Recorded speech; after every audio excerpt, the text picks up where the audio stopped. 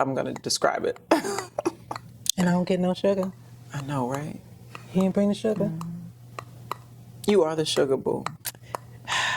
Wish I could say was able to sweeten this. It's really hot though. You don't have to drink it now. I thought you said you wanted me to See, taste it. so it's this whole savory. It's right? hot. I'm scared. I'm burn my lips. Oh, sorry. It's okay. It's okay. So I am super excited. I am so excited. Like I've literally been thinking about this. Here's the thing though. I tried to not think too much about it because I just didn't want to. I wanted our conversation to be as natural and authentic as they normally are. You know what I'm saying? Yeah. So I'm just like, I don't want to process it too much, right? But I've been very, very excited about this because, I mean, again, shift happens, right?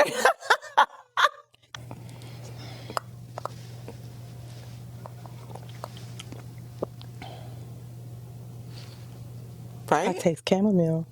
Right? Do I? You do. Okay. Chamomile is such a, It is soothing. right? And that's the thing. Very soothing. And that's the thing, because it has all of these, like, first of all, made by conscious creations, right? First and foremost. So shout out to conscious creations, because that's what we do. Shout out. But it was created with the intention. It's called the redistribution of wealth, because one of the things that I thought about when I was creating this tea is how oftentimes we as women, we give so much. And we give into the point that we're depleted. Do you know what I mean? Depleted of all of our sweetness, of all of our goodness. You know what I'm saying? Of all of those things that make us naturally sweet. And so, I was just thinking about all of the beautiful floral essences. Do you know what I mean? Because I drink coffee, right? And I love coffee, right? But at the same time, there really is something so different about tea. It is. And so like bringing together the essence of jasmine and violet. And the thing about violet that's so amazing, it literally only grows for about a month in the springtime. So it's one of the early flowers, one of the earliest flowers to bloom in the springtime. But then like right now, a couple weeks ago, there was lavender everywhere. Today, there's no lavender. Violet. Right? So it's amazing because it literally only blooms a certain time of the year and then that's it. Wow. So you only get to experience her in her peak in that moment. And if you don't capture that beauty and that essence in that moment, you have to wait a whole year. Because that's how she moves. Okay. Right? And so I was just like, and bringing together that and the chamomile and fig leaves that are good for the womb. Good, you know what I mean?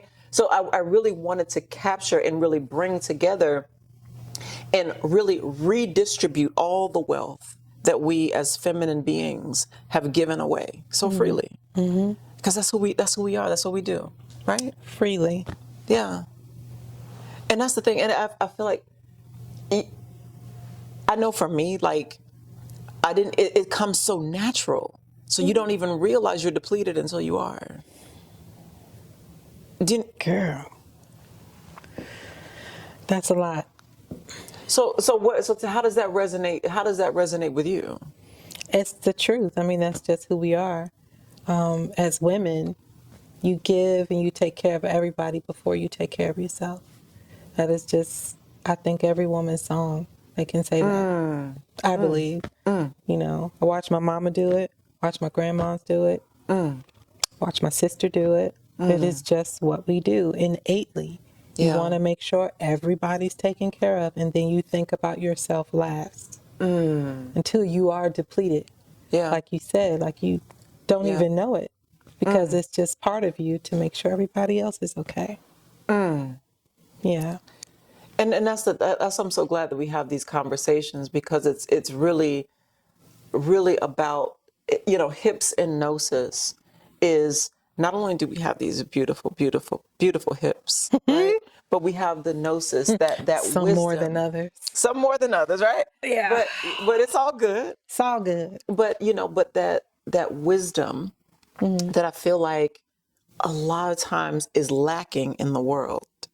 Do you know what I mean? Because I feel like so often you see these situations and, it's like, where is the wisdom? One of the things I've learned as, when in practicing law and being an attorney is a lot of times people don't recognize wisdom when they have it in front of them. Do you know what I mean? Absolutely. And some people don't want wisdom. That's a fact. Like people perish because of a lack of knowledge. And it is not because they don't know. Sometimes it's because they reject it. So everybody doesn't want knowledge. We talk about that all the time. Everybody doesn't want the truth either. And that's powerful and true. And it's I'm just going to be honest because sometimes that's frustrating, right? Because like if people come to you for the truth, right? But then when you give them the very thing that they ask for, they actually don't want that. No. Mm-mm. And right? Look at us. Yeah. Yeah. How did we come together? And you know what's so fun? I was thinking about that today. A mutual friend introduced us. Absolutely. Right? Because of what you were going through. Right? I know. To let the truth be known. Right. Yeah. But it's so wild though. Cause cause did we meet in 2021? Yes. Okay. So wow, it's been 4 years. Wow.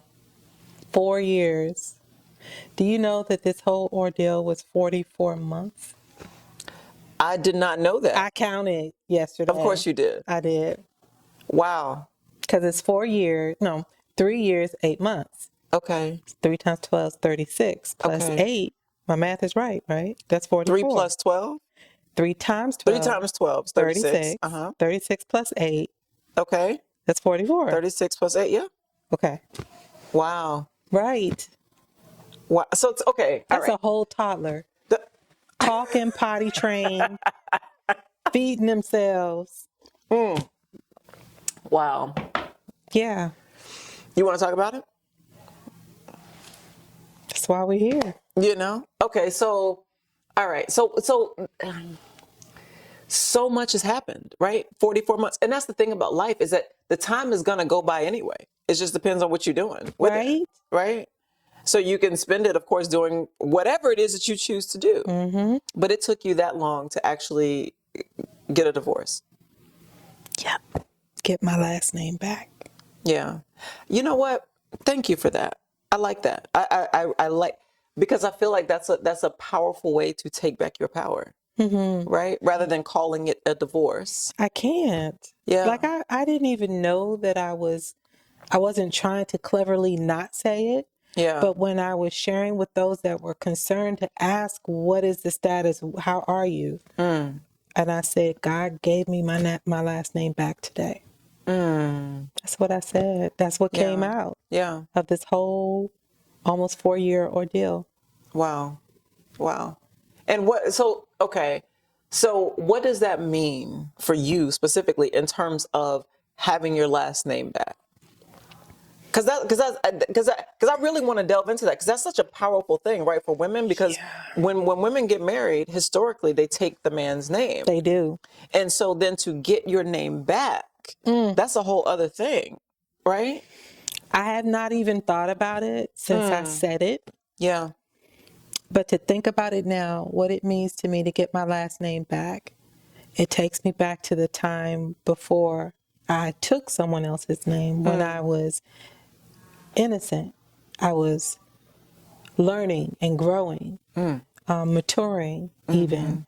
So it takes me back to a place where I have an opportunity to reset, relearn, be open, be true to my true self, like to really tap into her and not who I became. You just said a word. Girl, listen. I just feel like it's an opportunity to reconnect, to deal with the past wounds and, to heal and to just really be free to be who I am. That's so powerful though, because you talked about like who you were, right? And that's, I feel like as again, because it goes back to what you said, like as women, like we have been trained in a sense. I mean, it is what it is, right? Been trained to operate from a specific vantage point, right? To be all of those things and to lose ourselves in being a wife and being a mother and being an employee, being everything that everyone else needs, Yep. right? How, so for you, like, what was it like for you to, or at what point, right, did you begin to remember, there's me though. Before I was any of these things, I was me. I don't even think we introduced ourselves.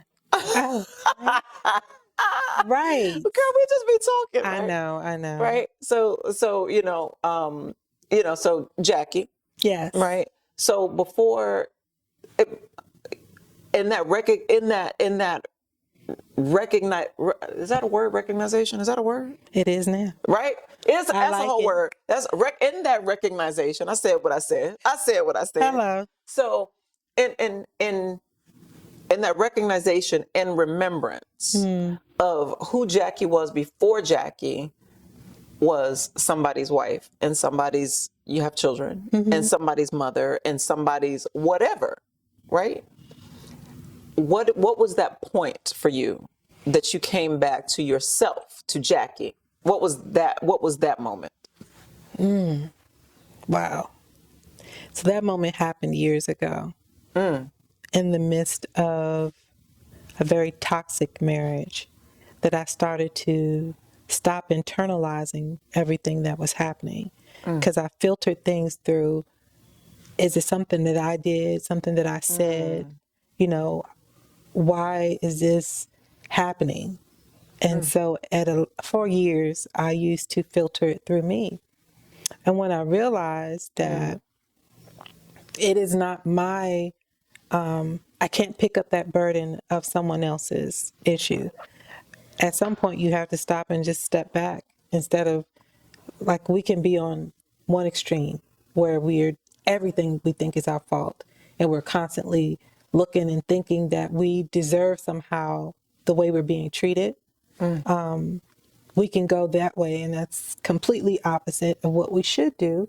We do need to take responsibility, but when we're always thinking that it's us, we have to put some balance there. And that was part of me getting my power back, is when I stopped and I started paying attention and saying, that wasn't me. Like I didn't do anything to provoke anything. People have to own, you have to own what you did, and you have to let go of what you didn't do. And I think it was at the time where I just started paying attention and started seeing me and seeing the other person and realizing, yeah, no, I didn't do that. No, I didn't deserve that.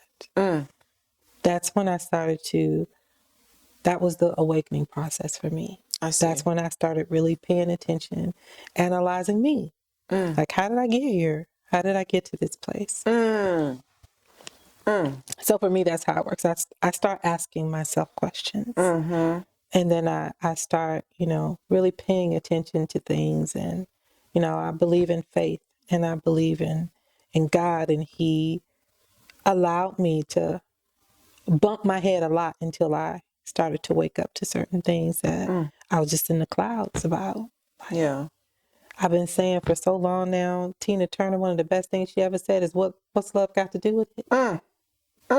What does love have to do with it? If love makes you blind to everything that's going on around you, there's a problem. And you cannot make decisions off of what we say love is.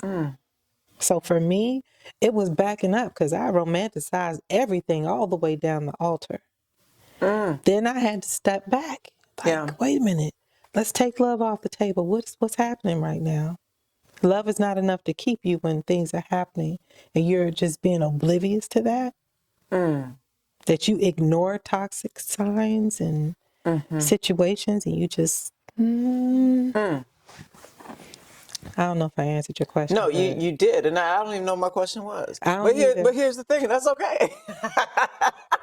That's okay, because again, it for me, I'm thinking about it. It all leads to the same place, right? It's just us, just this powerful conversation, Yeah. right? Because you said so much. You said so much in that, right? So, okay, so what would you say in terms of, okay, these were red flags that I saw that I just completely ignored? Because we as women do it all the time. That's the craziest thing, is we don't even know most of the time when we're doing it that we're doing it. That we're doing it? Yes. Did you? Well, let me ask you this: did you realize in the moment that I'm going to ignore this? Did you consciously ignore it, or was it just Tuesday? You know what's so sad? I remember having whole conversations in my head about things that I saw. Like, oh, I really don't like that. I don't like that at all. And then I answered myself in my head, like, well, it's just, that's not a big deal. There's a reason why that conversation went that way. It had nothing to do with me. But I'm watching things, I'm listening to other things. It wasn't because I didn't hear it. It's because I made excuses for what I heard. So it's not like I didn't see it. I told myself it wasn't a big deal. I told myself that in my head, like, I don't really like that. I don't like the tone on that with them. But yeah, okay. Long as they don't talk to me like that. So, okay, so you're talking about like the way that this person was with other people. Yes. Okay. Yep. Okay. You know what's so funny? What that reminds me of is how, like, I remember they used to say, like, I don't know if Barack Obama said this. I don't know if he was the first person to say this, but I do remember it being a quote where he was like something to the effect of paying attention to the way people treat other people, like Come they on. can't do anything for them. Like if I'm going to treat the CEO the same way I would treat the janitor, There sort it of thing. is. Do you know what I mean? Absolutely. And I don't know what he said exactly, but it was something that is the essence of what it was. And see, if we have more opportunities to see people in those types of elements in that situation, we can see some things without it being directed towards us. Like, we have to pay attention. Okay. Like I remember I used to do this in college. Oh my goodness, I forgot about this. So you have your group of friends in college, and I'm in my college of business. And I remember one of my friends saw me and I was talking to someone else, and they came up and like just butted in like, Jackie, blah, blah, blah. I was like, excuse you. This is such and such, such and such. This is such and such. Oh, hey, I'm sorry, And they introduced, but I have a thing. I now clearly know I've always had that, where you don't just come and just treat people rude. I just don't like that. And for me, yeah, if I see you, I don't care who you are, male, female, and we're supposed to be developing or have some sort of relationship, and I see the way you treat a person that's serving us. One of my favorite people in my federal job that I used to work was a janitor. I love her. And when she didn't see me, she asked my best friend at work about me. And when I saw her, I don't care if I was talking to an SES, that's a senior folk, like they don't have numbers anymore. Like okay. GS15, they don't have it. Like you ain't got no numbers. You just letters now. But if I'm cool with you and I'm talking to you, but I see her, conversation stops. I said, excuse me. We hug, I introduce, and I paid attention. I was like, how's this SES going to treat me? Because I stopped the conversation with them to speak with her. But she's one of the first people I met when I started my job. I don't care. And thankfully, they just smiled and they were kind and all of that. But yeah, I make mental checks on people who don't treat other folk right, just like you explained it, because everybody's human and deserves to be treated with respect. Yeah. I don't care what you do. And that would make me know who I'm doing business with and who I'm not. Facts. This is facts. Yeah. It is that simple. Yeah. You pay attention. You watch the way they treat people. If they're dismissive, do they say hello? Do they look people in the eye when they're talking? I want to see all of that. So tell me, so is that something that you feel like, did you carry that into your marriage? No. Okay. Talk to me about that. Absolutely not. Because I like see, this is the See how thing. practical that was, though? Yes. If I had thought about that, I would have been able to say, oh, yeah, no, so no. So okay, I had this whole conversation today about like how when you introduce sex into a relationship, you just get sometimes you just lose it. Like You absolutely lose it. That's why it should be off the table. okay, Keep your drawers on. I'm sorry. Can I just tell the truth? of course you can. Keep your drawers on. If you want to know a person, Yeah, keep your drawers on. I don't have a nicer way to say it. Yeah. I'm just sorry. That's what I used to tell my youth. I had a youth group. I don't know if I ever told you that. Oh, I had they would come over my house. When I left the church I was at, those same kids went with me everywhere. So what was the age group though with the kids? Oh, like supposed to be ages 13 to 21. But when I tell you those that technically were emancipated, honey, they would come 23, 24, You never 25. told me that. Yes, I did not. Okay, I didn't really grow up in the church because I was dragged to church as a kid. So once I got to the point where I could tell my mama, if it was so good, why you ain't going, they stopped making me go. Right. I went to college.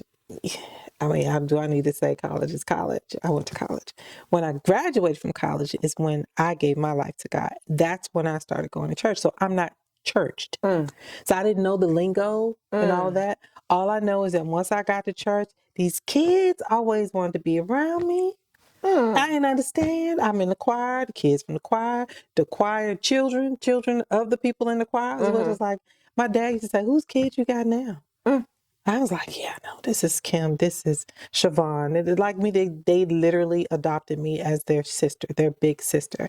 And I used to call it collecting kids. I didn't know what it was. I learned that I did have a calling for young people. And I can totally see they're that. still with me. Oh, Grown, wow. married. They don't leave.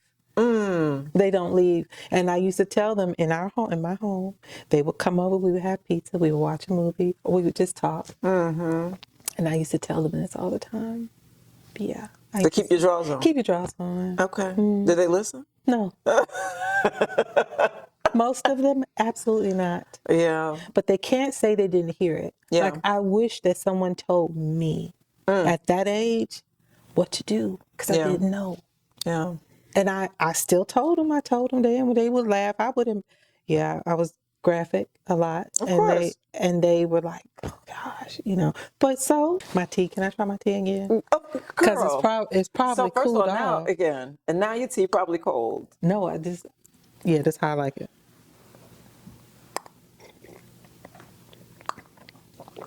I don't even need sugar with that. I'm shocked.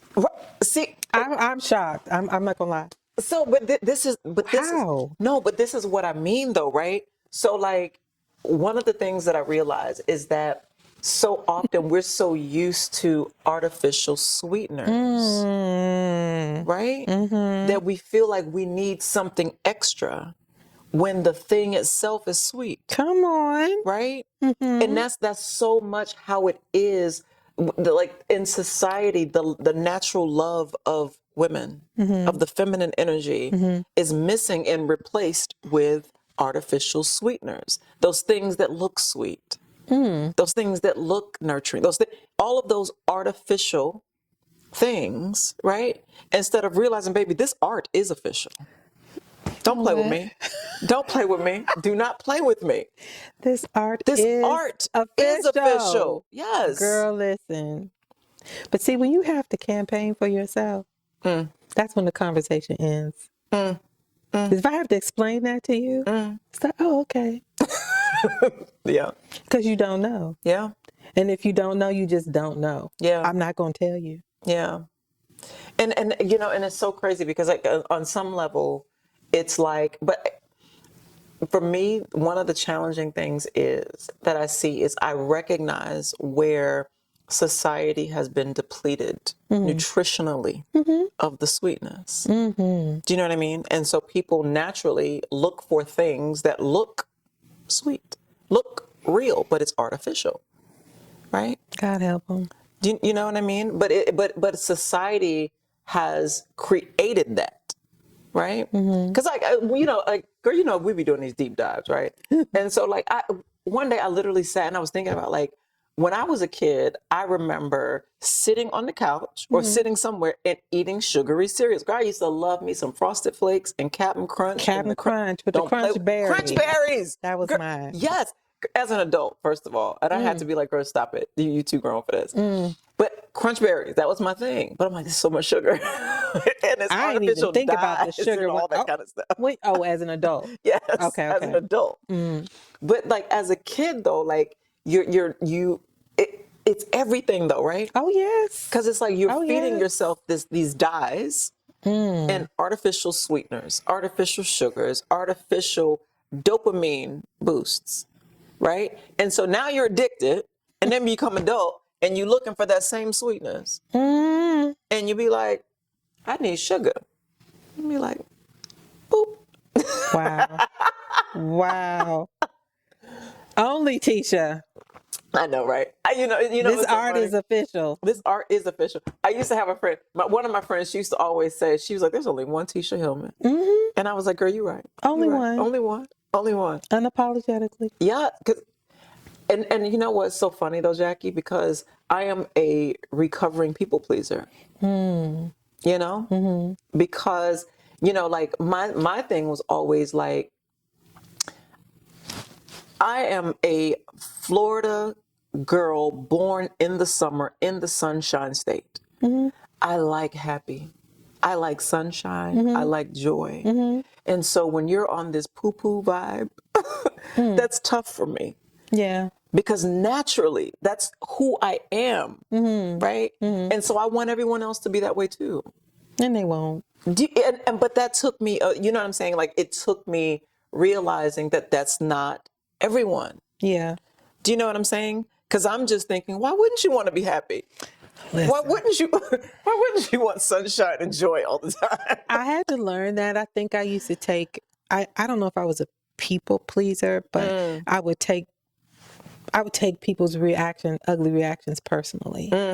Because if I'm like, I just said good morning. I said hello. And you act ugly. And then I take your attitude. Then I become some kind of way because you acted ugly. Then I would say my business has really changed that about me. Partly the marriage I came out of also, because I realized no matter what I did, no matter what I said, it didn't change anything. And I realized, it's not me. It's not me. Yeah. If people don't love themselves, they can't love you. Come on now. If people don't love God, this is what God shared with me in my marriage. If he don't love me, he can't love you. And I'm not talking about just with words. Yeah. It's with ways, it's with deeds. I mean, just like somebody tell you they love you and treat you a certain way. Right. It's indeed and indeed. And you see how I can't help it, girl. She can't. She really can't. But I learned it. I think it was driven home for me when it was outside of my house, that I was in the public and people are coming into my shop and they didn't know I was the owner. So then some people would come in and I'm like, "Hi, how are you?" But for real though, like you was working hard. Like I would see you like in there. Like I was, I know. Hardest I ever worked in my life. Oh, seriously. Like in the government for 20 years, people say that people in the government don't work. I worked, but this work with my business, I never worked that hard in my life. I'm so serious. And I don't regret it. It was great. But it really showed me a lot about people, showed me a lot about myself. But when people would come in and they would just act like they're above you, like you're just their servant, like, "Hi, how are you?" Or "How can I help you?" Or, it was no hello. Some people, no hello. It's like, "Give me such and such and such." And I really did used to get offended. Like, "You can think you too." Then I would get it and I wouldn't say nothing else. "You totally such and such and such." After a while, it's like, "Jackie, you got to change, honey, because these people not going to." So then it'd be like, "Hi, welcome, how are you?" So what's in this?" And then I answered the question. I said, "Okay, is there anything else?" "No." So I took control by keeping my peace, keeping my Yes. happy. Yes. I'm yes. not going to give that to you. Just because you came in a certain way, Come you're on going to now. leave a different way. Because Come I'm on not now. going to come down. You're going to have to come up. Yes. That was hard, though. Because, creatives, we can be sensitive. I'm sensitive about my. Listen, it was not a Erica, setup. she said what she I said. thought It's about her true. when I said it, but I was not setting you up for that. But it's so when I heard it, I said, well, she is not lying. Yeah. I'm very sensitive about my stuff. Yeah. You know how hard it is to create and release it? Like, that's vulnerable. You created something and then you put it out there and then you're like, uh-oh, like I got a whole website now. Everybody can see it. I got a product on here. I got a song on here. I got a whatever. That is very deep. It's vulnerable. When you put yourself out there from your personal creations and then you waiting to see what people gonna say. Yeah, we sensitive. I mean, it's just so much. Girl, it's so much. Yeah. Cause like but the thing is that I want to know like what was it like for you to make the shift, right, from working for the government, right, to having your own business, and as a creative, we ain't talking about, you know what I'm saying, like I know. you know. Yeah. So the shift was real. The shift was come on now. Wait, that's it, right? Yes. I'm sorry. I was just make sure I said it right. The shift was real. It really was, like literally overnight. Overnight. As an analyst in the government, I mean, yeah, it was a different kind of work. Yeah. So starting this business during a time where I had no money to start the business because we were in the middle of a federal government shutdown. Because you started what, 2019? And that's like right before, because what the pandemic happened, The next year, right, in 2020. Yeah. Wow. So yeah. Listen, but as far as making the shift over, it was a little bit easy in the sense that, I didn't have my government job to contend with. It was an involuntary layoff. Oh, right, because y'all were furloughed. Yeah. So did they just walk in? Like, how did that happen? Like, they just walk in and be like, just. Okay, so over 20-year period as a federal worker, I've been through plenty of furloughs. This particular one was under the current president's first administration, the first time. So, yeah, we kind of knew this one was going to happen. So there's a threat constantly when it's time to the end of the fiscal year. It's always a threat. But usually they come to some kind of agreement. This time, yeah, we were all pretty sure this was going to happen. So it was right before Christmas when we got the word, right? And we were sent home. So then January 1st rolls around, still furloughed. This one actually wound up being the longest furlough in the federal government history in the United States. Yeah. Like since now? Yeah. Oh, wow. It was the longest in history. How long did it last? I want to say almost 3 months. From December, January, February. Yeah, I might have been like, at least 2 months. That's a long time. And so usually, we're not out that long and we get back to work and we get back pay. But the longer we were out, I never even got to enjoy the furlough. I know that sounds bad, but I didn't get a chance to just relax. My sister was also furloughed, my blood sister, and she decided to make a sweet potato cheesecake without my permission. She didn't tell me. Which is so fire, by the way. Oh my gosh.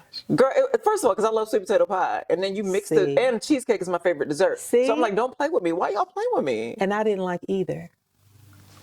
Right?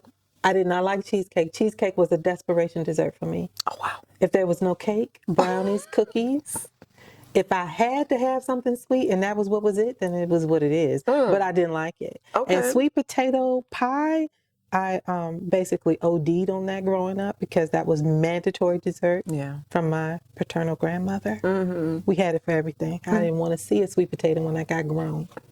Just telling the truth. So that sweet potato cheesecake, I was intrigued.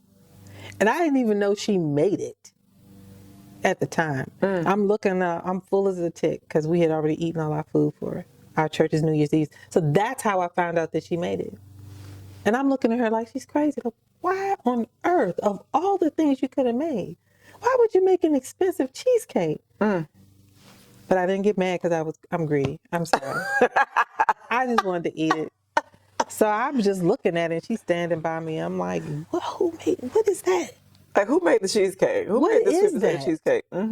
Sweet potato cheesecake. And I didn't even ask her who made it then. She asked me if I wanted it. I said, yeah. She put one in the fridge for me. We went into service. When I came out, then she saw me. She's like, you ready for your cheesecake? I said, yes. And I whispered to her, who made it? She said, me. So you ain't even know your sister made cheesecake? Oh, yeah, I knew she made cheesecake. She Okay. likes cheesecake. I knew that. Okay. But I didn't know she made that. Okay. So I was just like, I couldn't even be mad at that point. I just wanted to eat it. And then I did in the car. That's how you know it's real. Embarrassing. Like, if you eat it I in got the car, waiting for my family to come out the church, I grabbed a spoon from it because you got to keep cutlery in your glove compartment. you have to. Do. It's necessary. So I took a spoon out and I started eating it and got busted. Somebody saw me. I was so embarrassed. But I put it away and I had plans for it later on that same day, which was January 1st, 2019. Baby, I've been making plans. You know what? Tisha got a song for everything I say. I'm going to start testing you and just start saying stuff. But like looking at that cheesecake, making plans. Listen, that same day, I love it. January 1st, got up. Well, I took a little nap because, you get home from New Year's Eve service. It's already the next day. So I get up, make a pot of coffee. My mama comes downstairs. I said, you got to taste this cheesecake your daughter made. We ate the whole thing, drank the whole pot of coffee, watched a Christmas movie. Like, it was a whole thing. And she called and we just started telling her how she put her foot in that cheesecake. Is that homemade crust? Yes, just like we do. And mommy said, it's just so good you could sell it. I sat up in my pajamas. I said, Sissy, why don't we sell it? She said, girl, I'm on furlough. I said, let's call it the furlough cheesecake. What? That is the business, quite frankly. It was not a deep conversation. There were no business plans made. That was it. That was it. I love it. And then everything happened. Yeah. I don't even know. I mean, it was a lot. And we went from being furloughed federal workers to having a whole business, working, I don't even know how many hours a day. And it was a lot. It was a lot. So what was that? Tell me about that shift, because that's one of the things, like, obviously, being a business owner, because it's very different than being an employee where you go to work, you get a paycheck, to now, I am the paycheck. Yeah. Do you know what I mean? Like, Yeah. So tell me, let's talk about that. Like, what does that look like for you? I don't even know how to explain. In the beginning, because we got press, so the popularity or the excitement of it just took off. And we got more orders than we were able to meet in the beginning. So it was, for me, it was exciting for the community to rally around us, for people to have hope because of us. I've met so many people that told me that they started their business because of us. So, like, it's great to know that we're inspiring people that are crying, that saw us on the Ellen Show, and they're crying. They come into the shop. When we got our shop, that was a miracle. So that was during COVID. So we started in 2019. Online only. In 2020, after COVID, is when we got our shop. So people were coming in and telling us how important our business was to them and how it encouraged them. And I've had old ladies from the South just tell me, baby, don't you give up. There's a lot of people riding on you to make it. Like, I've had white women cry, look, come in the shop. I listen, a line all the way to the door. And this woman comes in. My employees couldn't stand when I was up front because they felt like it slowed everything down. No, because you do be like the meet and greet. Well, I do, but people look at the picture and go, is that you? So that's what this lady did. And I said, yes. And she burst out crying. I had to walk around the counter to hug her. And she said, I'm just so proud of you. You just encourage. And then when I tell you there's no demographic, young, old, black, white, Asian, it don't matter. Any type of person, children, little people, everybody loved our cheesecake. I always told people it's anointed. That's some anointed cheesecake. It really is. I ain't never met a cheesecake that was anointed, or a dessert for that matter, but it is good like that. And to this day, I am in love with the sweet potato cheesecake. For somebody who don't like cheesecake or sweet potato. Did like I only like our cheesecake. Right. And it's that sweet potato is the firstborn. But, you know, we've got some other flavors. The banana pudding cheesecake. Did you ever try that? Girl, first of all, okay. Did I tell you the story? How, like, when I was growing up, they used to call me Nana Pudding. That was my nickname. Aww. I know, right?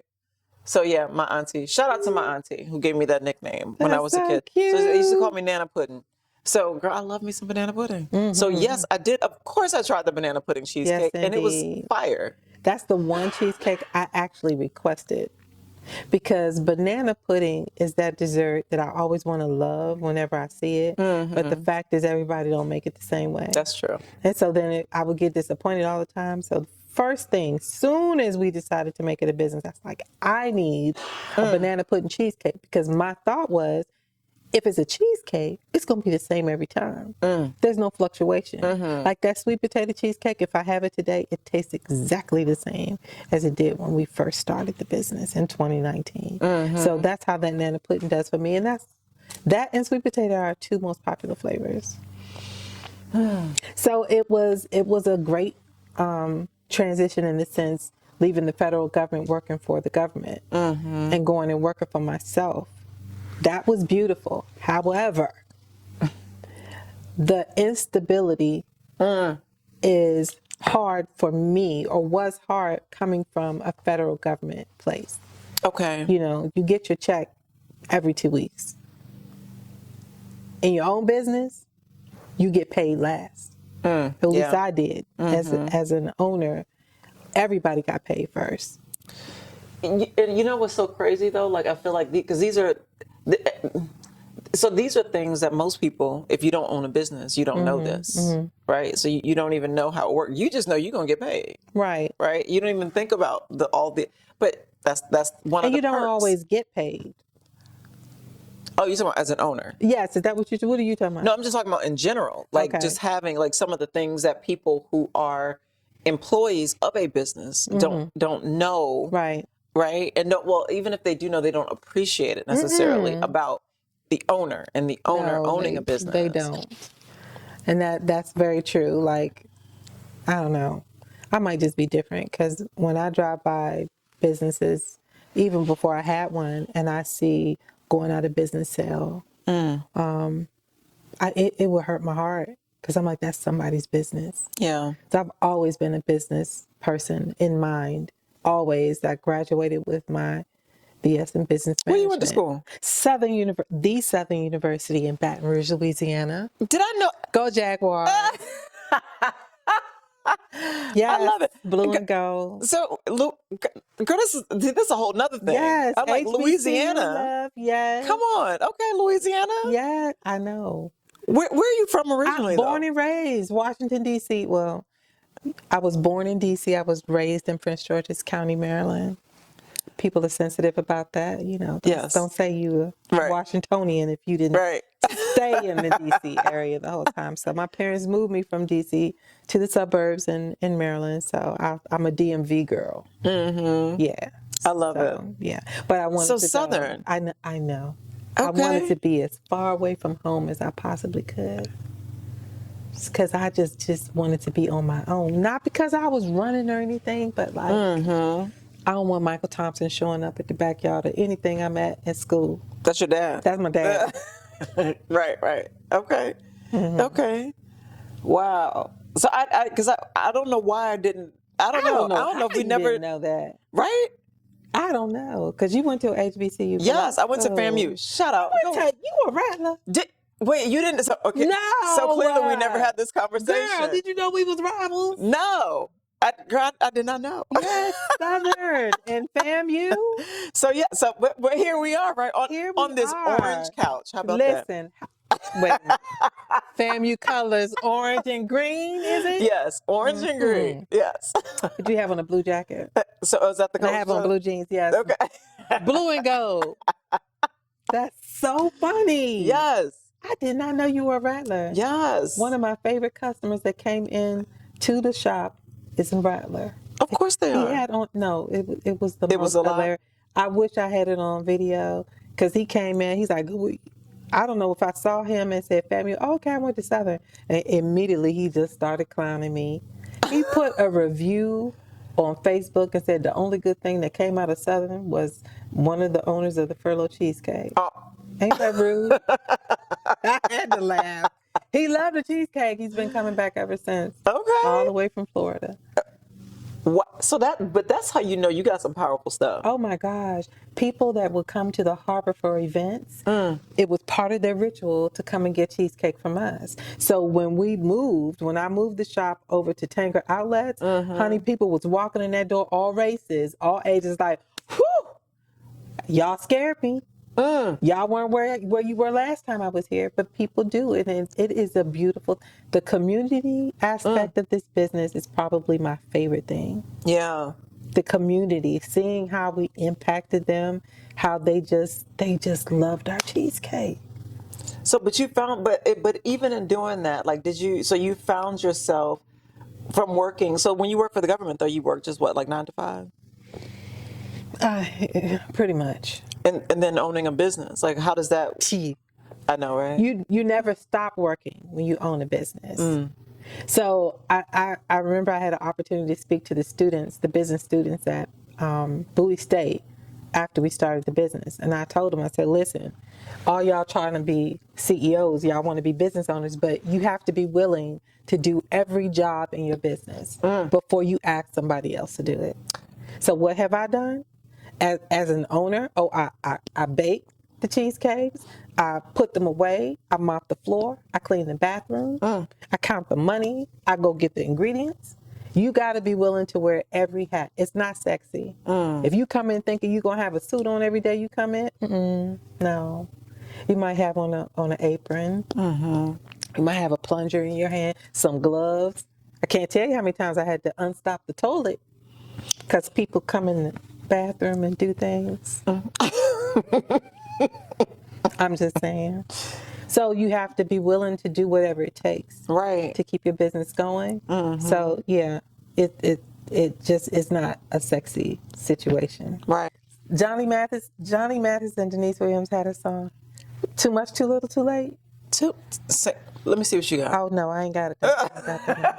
Because she is soprano. I'm an alto. Okay. But back in the day, I sang just like her, and they would make me sing it over and over and over again. And they would do the little setup part when Johnny Mathis come and say, "It's over," and then I can't do it. But, yes, it's over.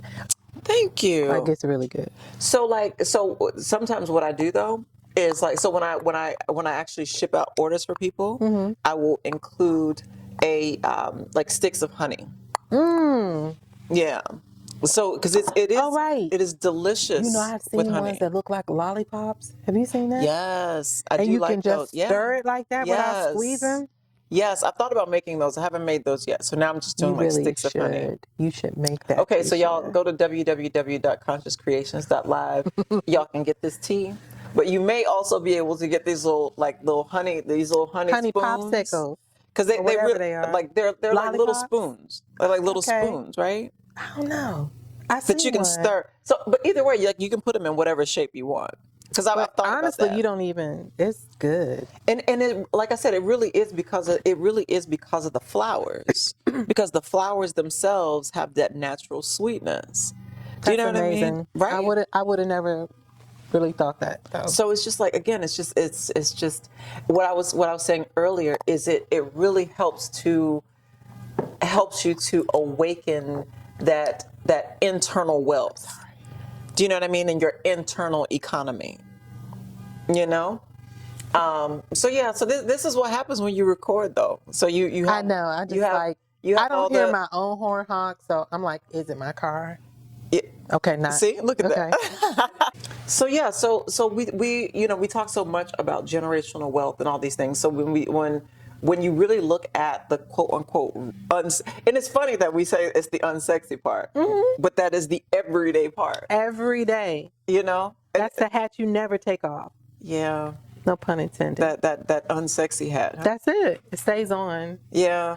It's so sad, and I feel bad sometimes because my day never ends in my mind. Like, I'm always on duty. So, yeah, I'm liable to send an email at 11 o'clock, 3 a.m., text message at 4, whenever it comes to my mind, because the danger is I'm going to forget what I was trying to communicate. So, yeah, I'm always on.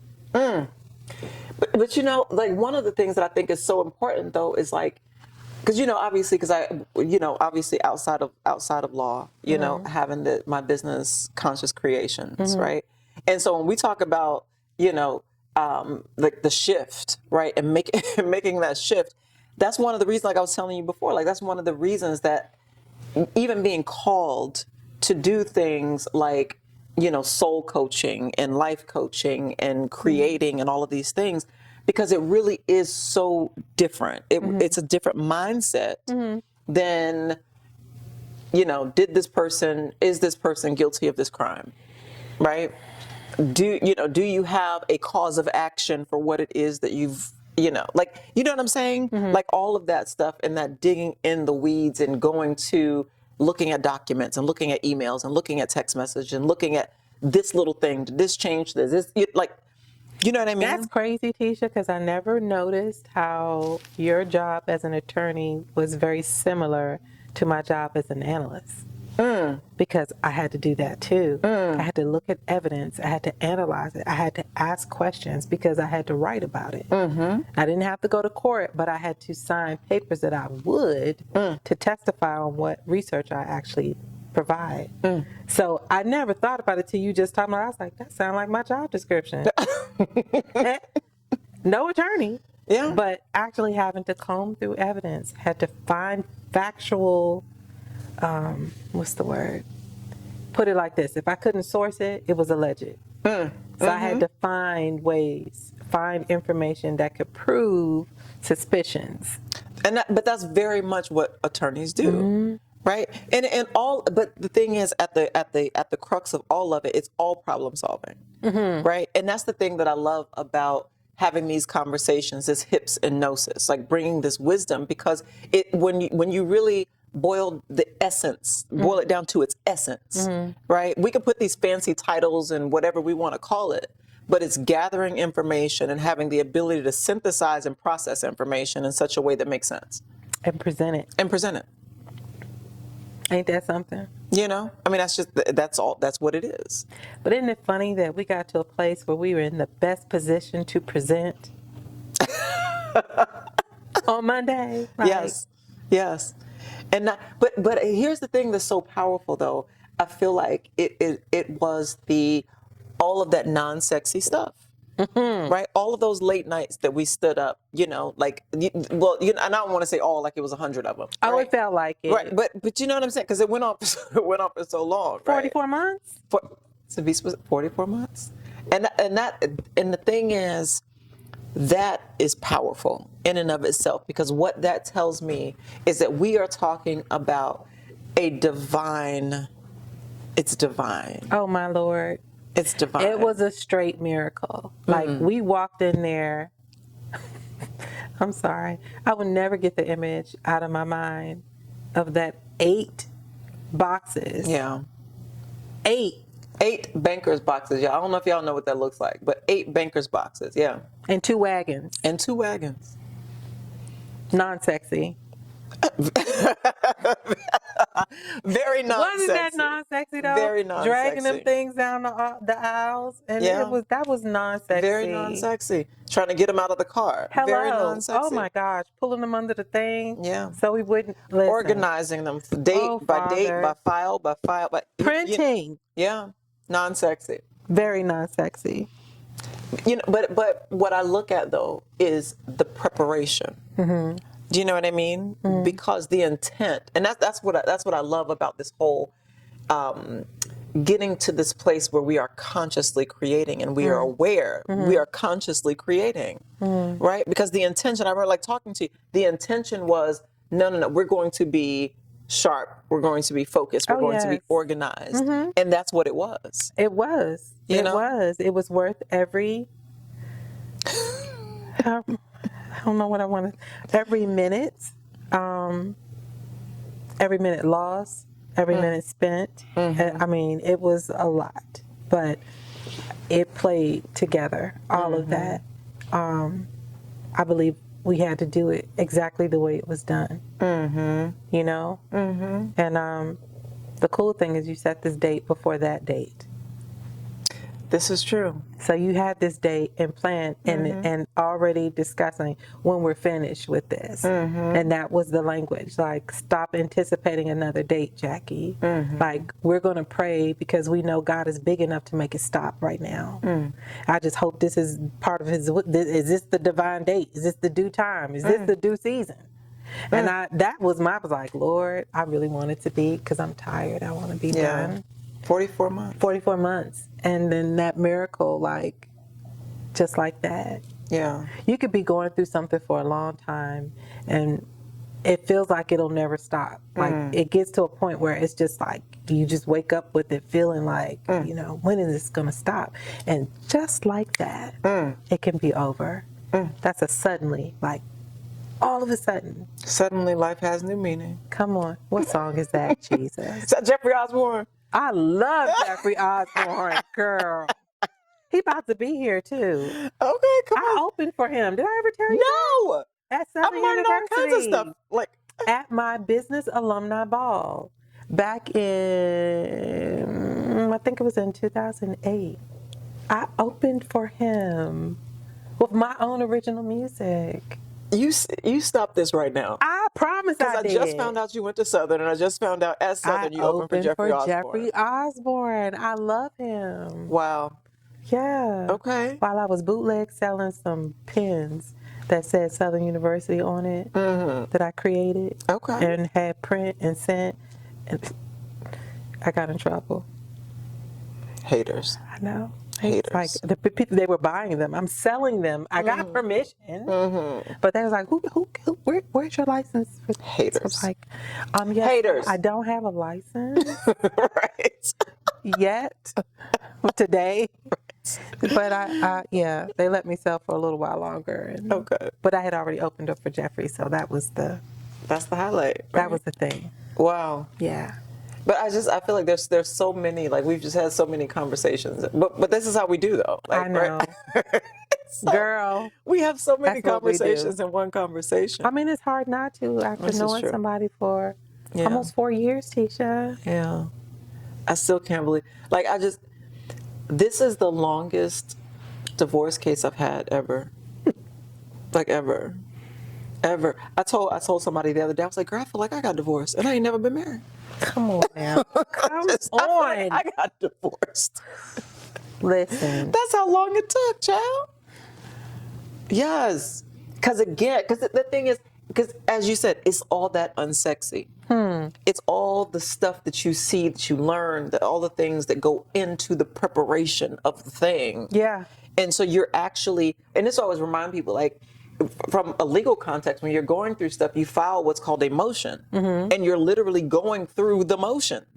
That's what it is. You're literally going through the motions. And so when people be in their feelings, I'd be like, we're literally taking this moment to stop and pause because you have emotions. We're going through your emotions through these documents and these papers.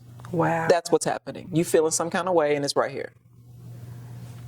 I see how you feel.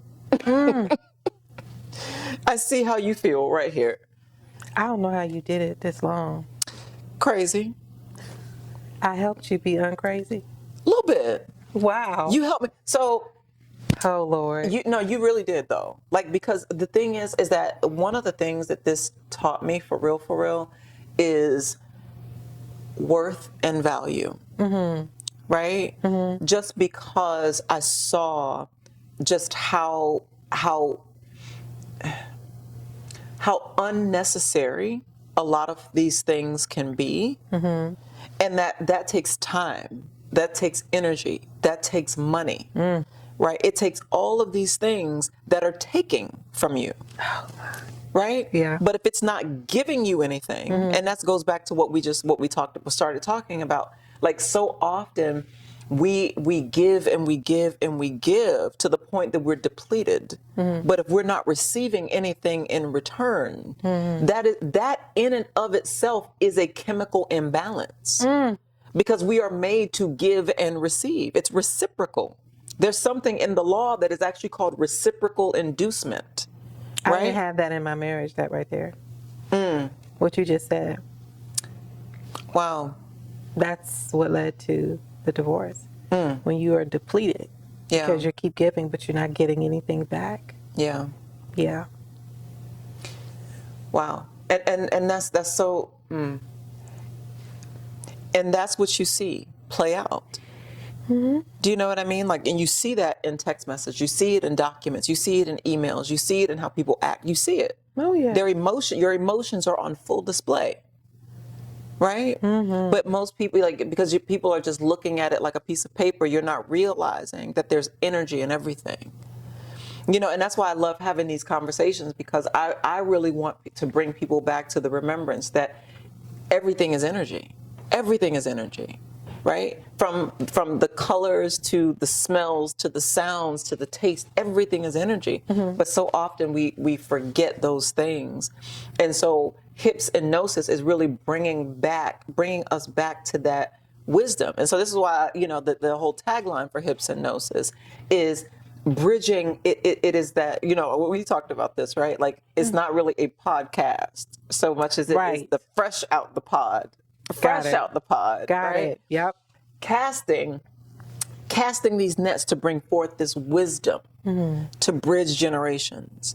Because like you said, there's so much of the non-sexy. People see the sexy. Oh, yeah. Right? The sexy is sexy.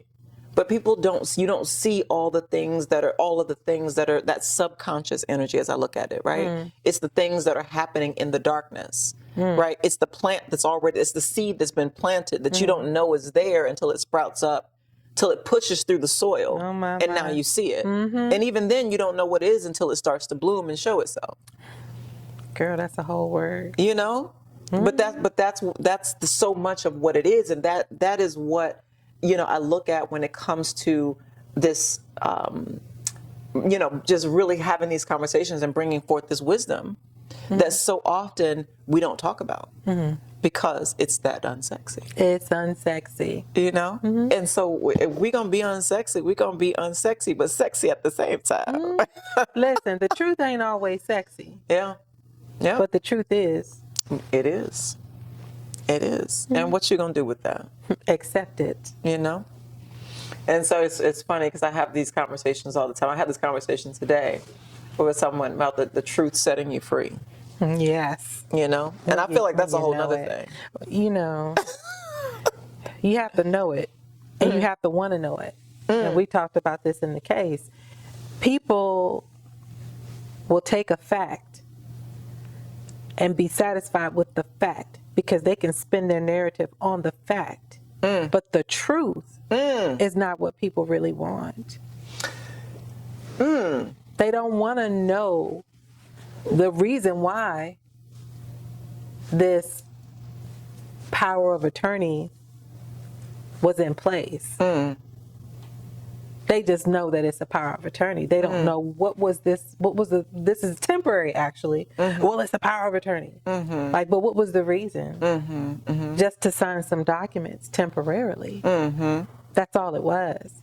But people want to spin their own narrative. They want to take a fact and make it look a certain way to prove their narrative. They don't want to know the truth.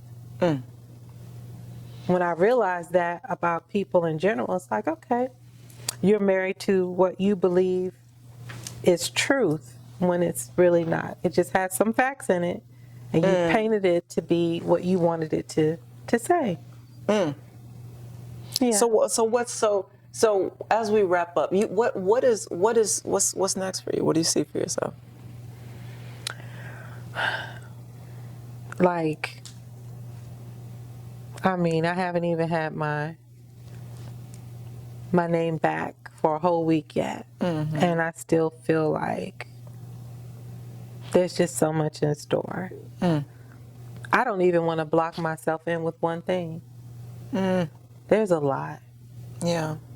I'm a dreamer, I'm a creative, and there's a lot. And you're sensitive about it. I'm sensitive about it, for sure. I'm excited about the future Yeah. because all of the wisdom that I've taken from these last 44 months, that's what's catapulting me into my future. Because I'm not that same girl from 44 months ago. She has learned and has grown. I'm applying that knowledge into where I'm going. So I I'm love excited. that. I love that for you, and I'm so excited for you. I'm so too. excited about all of our future conversations that we'll Right? have about everything. I know. Right. So what I'm going to do is, if you go to www.hipsandgnosis.com, I will have information about Jackie and whatever her next moves are. If she wants to share with us whatever her next moves love are, so y'all can certainly that. support whatever it is. Maybe it is cheesecake or singing or whatever it may be. We know And that all of it. and all of the things, right? Yeah. We Not know that boxed in no more. there you go. Not boxed in, not caged in, just freely flowing. And so I'm looking forward to that. So go to Hips and Gnosis. And of course, if you want to try this beautiful, sensual, this fragrant tea, go to www.consciouscreations.live and make sure that you get yourself the redistribution of wealth, because you deserve it.